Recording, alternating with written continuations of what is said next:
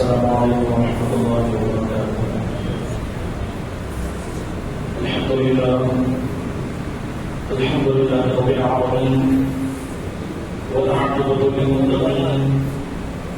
والصلاة والسلام على سيد أشرف الأنبياء والمرسلين وعلى آله الطيبين الطاهرين وأصحابه الأكرمين أجمعين. أما بعد، فقد قال الله تبارك وتعالى في القرآن المجيد والفرقان الحميد: أعوذ بالله من الشيطان الرجيم، بسم الله الرحمن الرحيم. ما يلفظ من قول إلا لديه رقيب عتيد. صدق الله العظيم. والله تبارك وتعالى في شأن حبيبه تعظيما وتكريما: إن الله وملائكته يصلون على النبي يا أيها الذين آمنوا صلوا عليه وسلموا تسليما. اللهم صل على سيدنا محمد وعلى آله وصحبه أفضل صلاتك وعدد معلوماتك وبارك وسلم. تمام حمد تعظیم اللہ رب العالمین کے لیے ہے جو ساری کائنات کا خالق و رازق ہے، اور لاکھوں کروڑوں درود و سلام خالق و جہاں تاجدار مدینہ احمد مجتبی محمد مصطفیٰ صلی اللہ علیہ وسلم پر، جن کو اللہ رب العزت نے دونوں جہانوں کے لیے رحمت بنا کر بھیجا۔ حاضرین کرام، اللہ تبارک و تعالیٰ نے انسان کو ساری مخلوقات میں اشرف بنایا ہے۔ ساری مخلوقات میں اللہ تبارک و تعالیٰ نے حضرت انسان ہی کو عزت عطا فرمائی، اور ہر چیز پر اللہ تبارک و تعالیٰ نے اسے طاقت و قدرت عطا فرمائی، اور اللہ تبارک و تعالیٰ نے زمین و آسمان میں اپنی قدرت کی نشانیاں بھی رکھی، اور خود حضرت انسان کے اندر اللہ تبارک و تعالیٰ نے اپنی وجود کی بہت ساری نشانیوں کو رکھا۔ اس لیے قرآن مجید میں اللہ تبارک و تعالیٰ کا ارشاد ہے کہ سنريهم آياتنا في الآفاق وفي أنفسهم حتى يتبين لهم الحق، کہ اللہ تبارک و تعالیٰ نے زمین و آسمان میں آفاق میں اپنی قدرت کی نشانیوں کو رکھا، اور خود انسان کے اندر بھی اللہ تبارک و تعالیٰ نے اپنی نشانیاں رکھی ہے۔ اگر انسان ان تمام چیزوں پر غور کرے تو اسے پتہ چلے گا کہ اللہ تبارک و تعالیٰ نے اسے کیسی قدرت عطا فرمائی ہے، اسے اللہ تبارک و تعالیٰ نے کس قدر بلند مقام عطا فرمایا ہے۔ حاضرین کرام، اللہ تبارک و تعالیٰ نے حضرت انسان کو بے شمار نعمتوں سے مالا مال فرمایا، اور جو انسان کو اللہ تبارک و تعالیٰ نے پیدا فرمایا اس کے تعلق سے بھی قرآن مجید میں فرما دیا کہ لقد خلقنا الانسان فی احسن تقویم، کہ تحقیق کے انسان کو ہم نے اچھے سانچے میں ڈھال کر پیدا فرمایا، اسے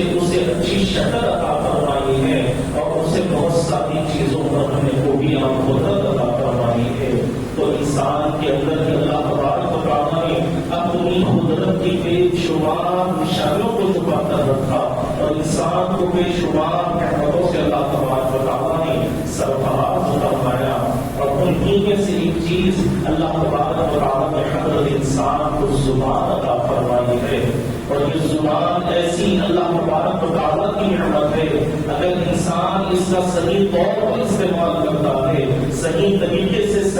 استعمال کرتا ہے، تو یہی زبان ہے جس کی وجہ سے انسان جنت میں بھی پہنچ سکتا ہے۔ اور اگر اسی زبان کا غلط استعمال کیا جائے، اس سے غلط الفاظ استعمال کیے جائیں، اسے بد اخلاقی کے طور پر استعمال کیا جائے، تو پھر یہی زبان ہے جس کی وجہ سے انسان دوزخ کے تاریک گڑھے میں بھی پہنچ سکتا ہے، دوزخ کی تاریک گڑھوں میں بھی اللہ تبارک و تعالیٰ اسے داخل فرما سکتا ہے۔ حاضرین کرام، جب انسان نیند سے بیدار ہوتا ہے تو جسم کے سارے اعضاء یعنی ہاتھ، پیر، آنکھ، ناک، کان، ہر چیز زبان سے التجا کرتی ہے کہ تو خاموش رہنا، تو خاموشی کو اختیار کرنا، اس لیے کہ تو بولتی ہے اور ہم کرتے ہیں، غلطی تو ہے اور جوتیاں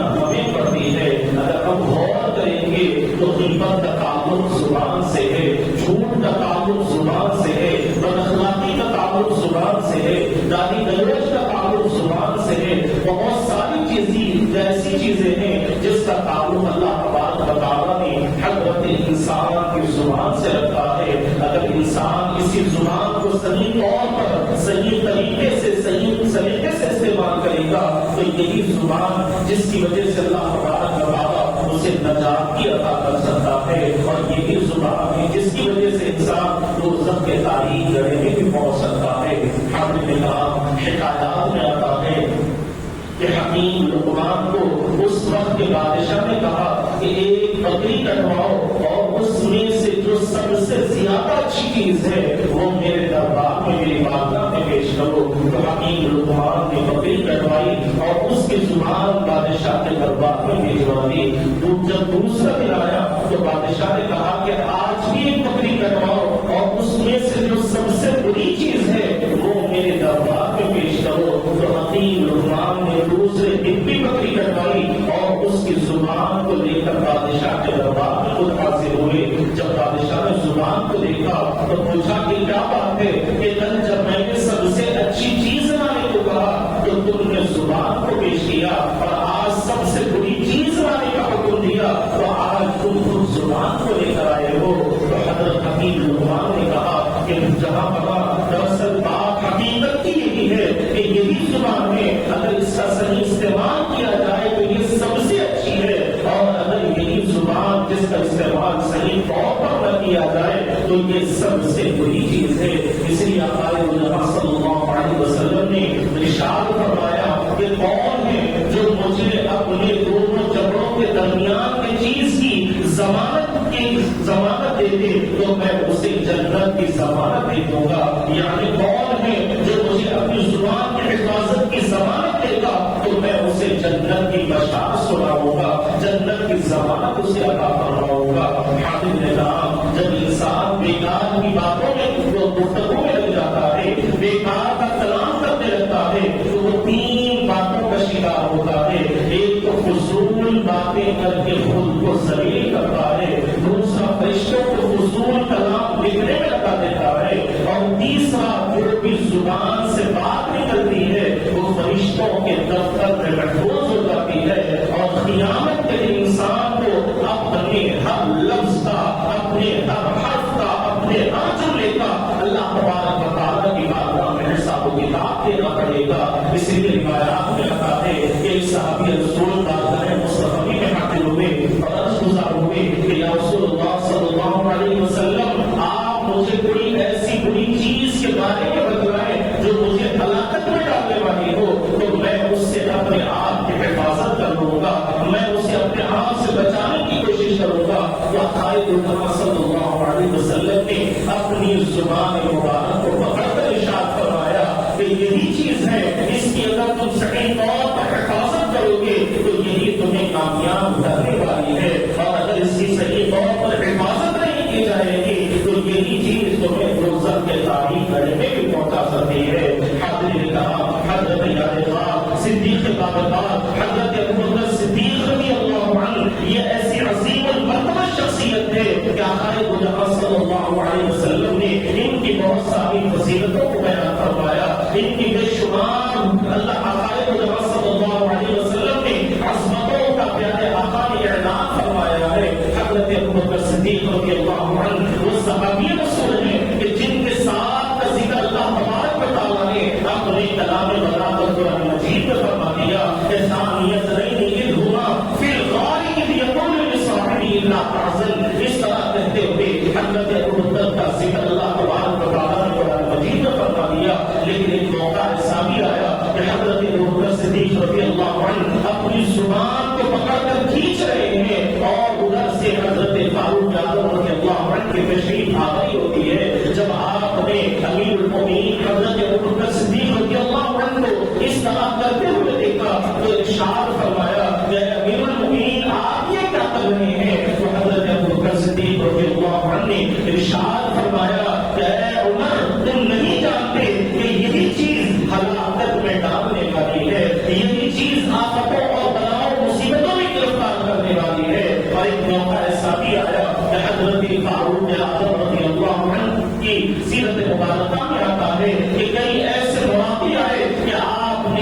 اپنے منہ میں کنکریاں ڈال کر اپنے منہ کو بند کر دیا کہ اس لیے آپ نے اپنے منہ کو بند کر دیا کہ اپنی زبان سے کوئی بیکار بات نہ نکل جائے، آپ کی زبان سے کوئی بیکار کا جملہ نکلنے نہ پائے۔ فضول کی باتوں سے اپنے آپ کو بچانے کے لیے حضرت فاروق اعظم اپنے منہ میں کنکریاں بند کر بتا کرتے تھے۔ تو حاضرین کرام غور فرمائیں کہ آج ہماری کیا حالت ہے، آج ہمارا کیا معاملہ ہے۔ ہر شخص اپنے آپ پر غور کرے کہ وہ اپنی زبان کا کس طریقے سے استعمال کر رہا ہے، کتنا وقت فضول باتوں میں ضائع کر رہا ہے، کتنا وقت فضول کے کلام میں ضائع کر رہا ہے، فضول کی باتوں میں ہنسی مذاق کرتے ہوئے آج ہم اپنی زندگی کے لمحات کو ضائع کر رہے ہیں۔ حاضرین کرام، اللہ تبارک و تعالیٰ نے حضرت انسان کو جو زبان عطا فرمائی ہے وہ اپنی عبادت کے لیے عطا فرمائی ہے، اپنا ذکر کرنے کے لیے عطا فرمائی ہے، قرآن کی تلاوت کرنے کے لیے عطا فرمائی ہے،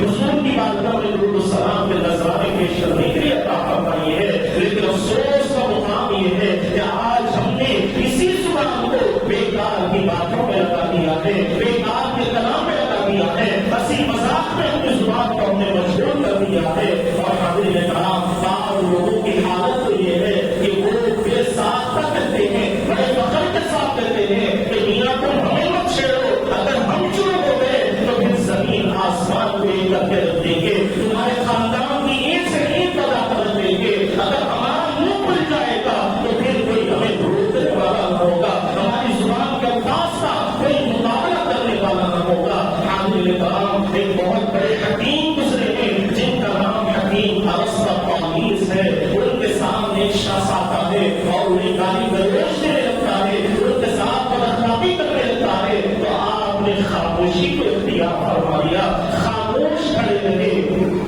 تو آپ کے ساتھیوں نے کہا کہ یہ کیا معاملہ ہے، کہ وہ تو آپ کو گالیاں دیتا ہے اور آپ خاموشی کو اختیار کیے ہوئے ہیں، وہ آپ کو برا بھلا کہہ رہا ہے اور آپ خاموش کھڑے ہوئے ہیں۔ تو حکیم ارسطو پالیس نے کہا کہ دیکھو میاں، کبوتر کو کبھی کوے کی گولی بولنی نہیں چاہیے، کبوتر کو کبھی کوے کی گولی نہیں بولنی چاہیے۔ ذرا غور کرو کہ ایک کتا اگر تمہارے پیچھے بھونکتا ہوا آئے گا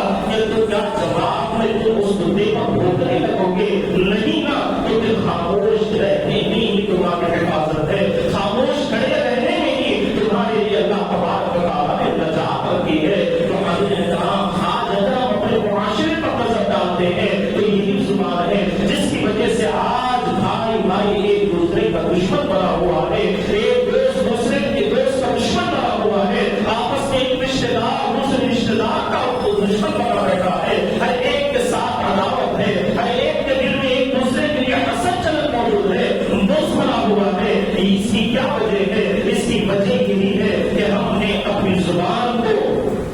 صحیح طور پر استعمال نہیں کیا۔ جب ہم حالت غضب میں آ جاتے ہیں، حالت غصے میں آ جاتے ہیں، تو چاہیے تو یہ تھا کہ اپنی زبان پر کنٹرول کرتے، اپنے نفس پر کنٹرول کرتے، اپنے غصے پر کنٹرول کرتے۔ لیکن افسوس کا معاملہ یہ ہے کہ غصے کی حالت میں نہ ہم اپنے آپ پر کنٹرول کرنے کی کوشش کرتے ہیں، نہ اپنی زبان پر کنٹرول کرنے کی کوشش کرتے ہیں۔ یہی وجہ ہے کہ آج معاشرے میں جو افراتفری نظر آ رہی ہے، مسلم معاشرے میں جو ایک دوسرے کے ساتھ حسد و جلن نظر آ رہی ہے، یہ سبب زبان ہی کے صحیح طور پر استعمال نہ کرنے کی وجہ سے ہے۔ حاضرین کرام، اگر ہم غصے کی حالت میں اپنی زبان کو صحیح طور پر استعمال کریں گے تو اس کے بہت سارے فائدے ہمیں حاصل ہو سکتے ہیں۔ اس کو سمجھنے کے لیے یہی واقعہ کافی ہے کہ شیر خدا حیدر کرار حضرت مولا علی کرم اللہ کریم کا مقابلہ ایک یہودی کے ساتھ چل رہا تھا۔ آپ نے اسے زمین پر لٹا دیا اور خود اس کے سینے پہ پڑ گئے اور خنجر نکالا اور ایک ہی لمحے میں اس پر وار کرنے ہی والے تھے کہ اس نے آپ کے چہرے مبارک پر پھونک دیا۔ تو حضرت علی رضی اللہ عنہ فوراً اس کے سینے پر سے اٹھ کر کھڑے ہو جاتے ہیں، اور جب اس یہودی نے یہ منظر دیکھا، یہ کیفیت دیکھی، تو وہ بڑا حیران ہوا اور پوچھنے لگا کہ علی تمہارے پاس موقع تو اچھا تھا، تو تم مجھے فوراً قتل کر سکتے تھے، میری جان کو ختم کر سکتے تھے، مجھے ہلاکت میں ڈال سکتے تھے، لیکن تم میرے سینے پر سے اٹھ کر کھڑے ہو گئے اور اس موقع کو تم نے گوا دیا۔ تو حضرت علی کرم اللہ وجہہ کریم نے ارشاد فرمایا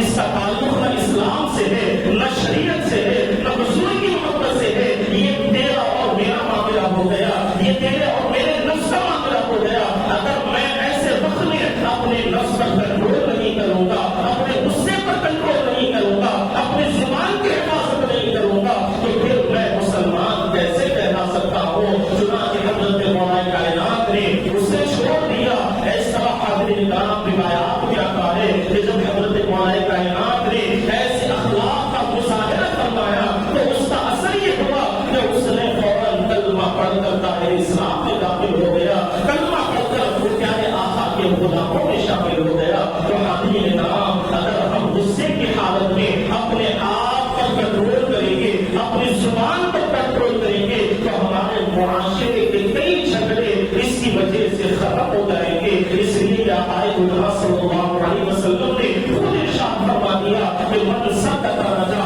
من سمت رجا، کہ جو خاموش رہا وہ نجات پا گیا. جس نے خاموشی کو اختیار کر لیا وہ کامیاب ہو گیا، وہ سلامتی پانے والا ہو گیا. تو حاضرین کرام، آج وقت کا تقاضا یہی ہے کہ ہم اپنے آپ پر کنٹرول کریں، اپنی زبانوں پر کنٹرول کریں اور اپنے غصے پر کنٹرول کریں گے تو یقیناً اللہ تبارک و تعالیٰ اس کی برکت سے بہت سارے مسائل سے ہماری حفاظت فرمائے گا. بہت سارے معاملات میں اللہ تبارک و تعالیٰ ہمارے لیے آسانی عطا فرمائے گا. آج ہماری حالت یہ ہے کہ قرآن کی آیت تو بڑی مشکل سے نکلتی ہے، لیکن گالی گلوچ بڑی آسانی کے ساتھ نکل جایا کرتے ہیں. قرآن کی ایک سورت کی تلاوت بڑی مشکل سے ہوتی ہے، لیکن بد اخلاقی کا مظاہرہ بڑی آسانی کے ساتھ ہم کرتے رہتے ہیں. چھوٹے چھوٹے بڑوں کے ساتھ بد اخلاقی کرتے رہتے ہیں. حاضرین کرام، ہم مسلمان ہیں، ہمیں چاہیے کہ ہم اسلامی تعلیمات پر کامل طور پر عمل پیرا ہو جائیں. پیارے آقا کی سیرت مبارکہ پر عمل کرنے کی کوشش کریں اور حضور پاک علیہ السلام نے ہمیں زندگی گزارنے کا جو طریقہ ہمیں سکھایا ہے، جو تعلیمات ہمیں عطا فرمائی ہے، ہمیں چاہیے کہ ہم اس پر عمل کرتے ہوئے اپنی زندگی کو کامیاب بنانے کی کوشش کریں اور اپنی آخرت کو سنوارنے کی کوشش کریں. اور یاد رکھیں کہ جب ہم اپنی زبان کی حفاظت کرنے والے ہو جائیں گے، یہی زبان کو اگر ہم اللہ کے ذکر میں لگا دیں گے، حضور کی بارگاہ میں درود السلام پڑھنے کے، نذرانے پڑھنے کے لگا دیں گے، قرآن مجید کی تلاوت کرنے میں لگائیں گے، اللہ کی حمد و ثنا کرنے میں لگائیں گے، تو پھر بیکار کی باتوں سے ہماری حفاظت ہو جائے گی، بیکار کے کلام سے ہماری حفاظت ہوگی، بد اخلاقی سے ہماری حفاظت ہوگی. حاضرین کرام، اللہ تبارک و تعالیٰ نے انسان کے جسم میں بہت ساری چیزیں عطا فرمائی ہے. مثال کے طور پر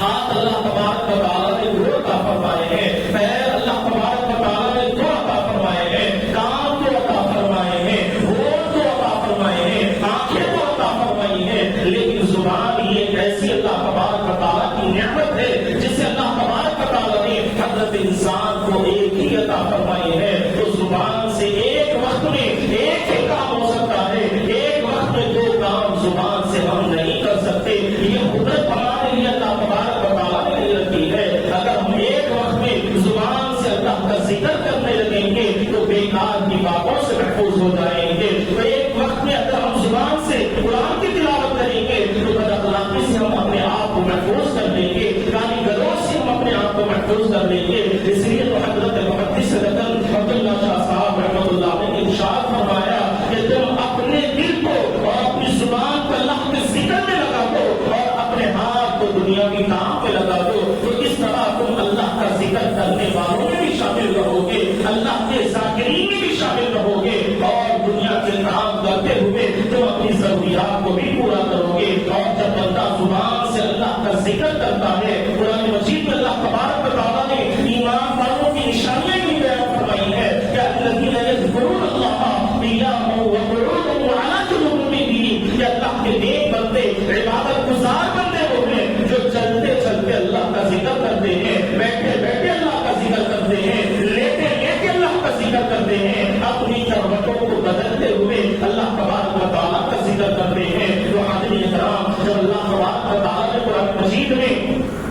اپنے ذاکرین کی نشانیاں بیان فرماتی ہیں کہ وہ ہر حالت میں اللہ کے ذکر میں مشغول رہتے ہیں، اللہ کی یاد میں مشغول رہتے ہیں، تو ہمیں چاہیے کہ ہم اپنے دنیاوی الہی کام کرتے ہوئے اپنی زبان کو اللہ تبارک و تعالیٰ کے ذکر میں مجبور رکھنے کی کوشش کریں، درود سلام کے نذرانے پیش کرنے میں مجبور رکھیں، قرآن مجید کی آیات مبارکہ کی تلاوت کرتے ہوئے اپنے آپ کو مشغول کرنے کی کوشش کریں گے تو یقیناً اس کی برکت سے اللہ تبارک و تعالیٰ ہمیں بے شمار نعمتوں سے مالا مال فرمائے گا۔ آخر میں دعانے میں جو کچھ کہا گیا اور جو کچھ سنا گیا اس پر اللہ تبارک و تعالیٰ ہم تمام کو عمل کرنے کی توفیق عطا فرمائے اور ہم تمام کو اللہ تبارک و تعالیٰ اپنی زبان کا صحیح طور پر استعمال کرنے والا بنائے۔ وآخر دعوانا الحمد للہ رب العالمین۔